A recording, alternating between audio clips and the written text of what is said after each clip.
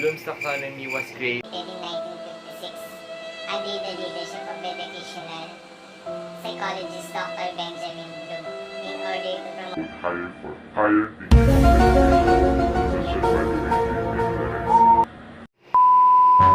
cognitive domains that deals with cognitive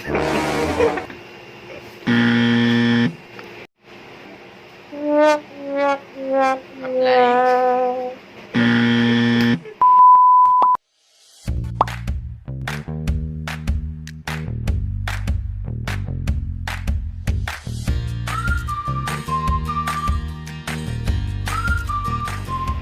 Hi, I will answer first question about Bloom's taxonomy. Let's go! What is Bloom's taxonomy? Bloom's taxonomy was created in 1956 under the leadership of educational psychologist Dr. Benjamin Bloom in order to promote higher form of thinking in education such as analyzing, evaluating concepts, processes, procedures, and principles rather than just remembering facts. Bloom's taxonomy has 3 domains of learning. These are cognitive, mental skills, affective, growth of feelings or emotion, psychomotor, manual or physical skills.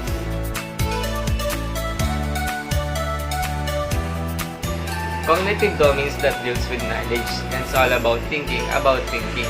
In this domain, you will have a deeper understanding on what is on your mind and develop intellectual skills. These are the 6 levels of cognitive: knowledge, comprehension, application, analysis, synthesis, and evaluation. First is knowledge, the ability to recall or recognize information or data. Second is comprehension, the ability to understand, to grasp the new meaning of information.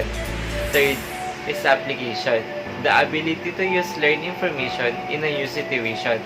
Fourth, analysis, the ability to break down materials into its part so that organization and structure may be understood. Fifth, synthesis, the ability to put parts together to form a new whole. Last, evaluation, the ability to judge the value or importance of materials.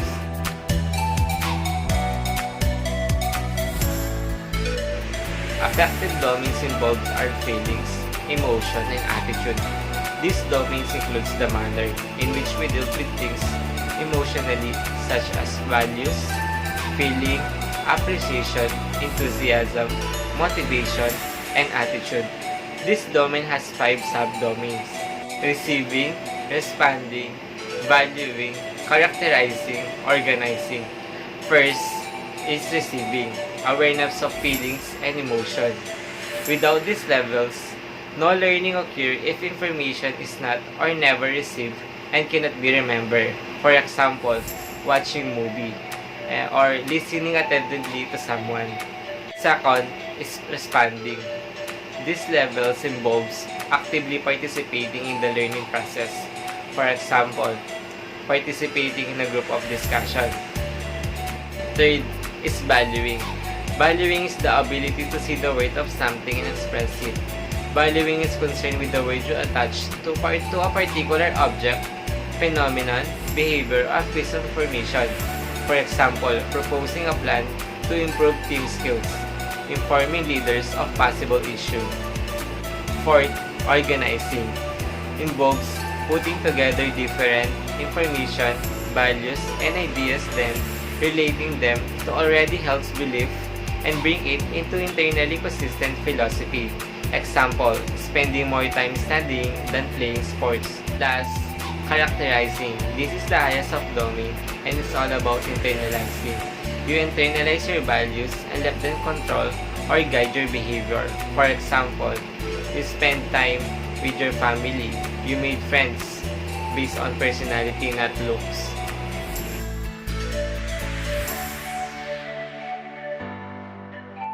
Last of the domain is psychomotor domain. Refers to use motor skills, coordination, and physical movements. Includes speed, strength, endurance, coordination, agility, and technique. Best example, following the things that must be applied like Drink 8 glasses of water a day. Do not walk, it's slippery. Question number 2. What is the difference from the revised Bloom's taxonomy of 2001 to the later? The difference of them is that Bloom's taxonomy 1956 focused only on what is learner's thinking because the pyramid is made by application, analysis, synthesis, evaluation. That all deals with cognitive domains, which is all about thinking. While the revised Bloom's taxonomy, its focus on thinking, applying, and feeling, which means it doesn't stop on thinking of the learners, and also how they feel about it and what they feel if they learn something, because the revised Bloom's taxonomy consists of remembering, understand, applying, analyze, evaluate, create. First is remembering. Remembering, which means recognizing and recalling. Second is understand, which means interpret, comparing, summarizing, classifying, and explaining. Third is applying, which means implementing and executing. Fourth, analyzing, which means differentiating, organizing, and attributing. Fifth, evaluate, which means critiquing and checking. Last, create, which means generating, planning, and producing. So the difference is way too long, but this helps us more to understand everything. Number 3. Based on the presentation, why do you need the revised Bloom's taxonomy creating test question? Revised Bloom's taxonomy help us to understand the design and assessment of the learning tasks, which are created to achieve the outcome goals of the class or the academic program. Revised Bloom's taxonomy helps you to determine what levels of learning you are achieving with the program. Disclaimer, I will read the question I made and explain why it belongs to that level. Thank you for understanding. Number 4. Based on the presentation, create at least 2 questions per cognitive level and explain why it belongs to the level. These are the questions that came up from different cognitive level. First is remembering. Number 1. Who is the author of Noli Me Tangere? Number 2. Enumerate at least 3 kinds of colors. This question was taught to us when we were a child. So this question are strict to remembering because it's recognizing and recalling. Level 2. Understanding. Number 1. What is the practice of the story? Number 2. Select the best synonyms of the word success. These two suit these levels because as the viewers or listener, what they understanding the movie and also what they understanding the word success and how will they define it. Level 3. Applying. Number 1. What is the biodegradable and non-biodegradable?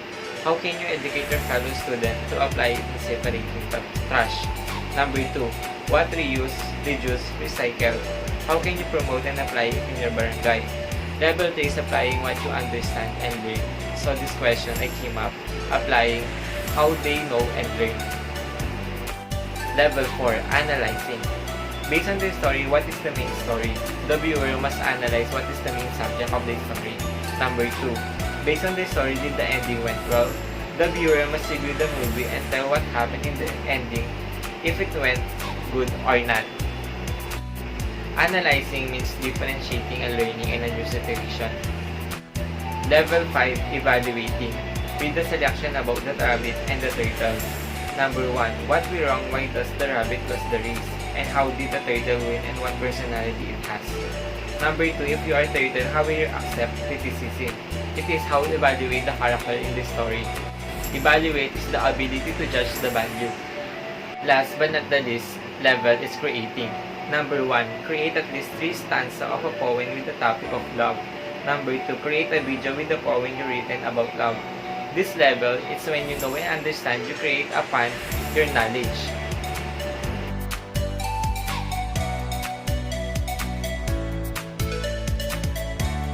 All these levels must be applied because you must remember, you need to understand, you must apply, you need to analyze, you must evaluate, and you will create.